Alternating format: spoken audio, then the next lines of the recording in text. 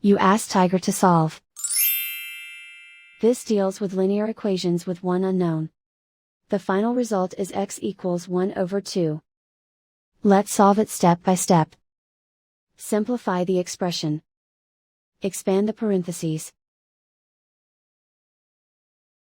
Multiply the coefficients. Simplify the arithmetic.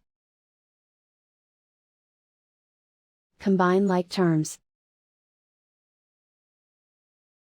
Group all constants on the right side of the equation. Subtract 10 from both sides. Simplify the arithmetic.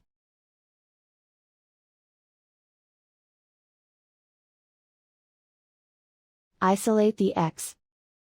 Divide both sides by 40. Simplify the fraction.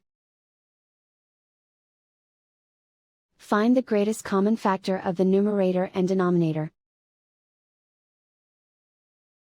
Factor out and cancel the greatest common factor.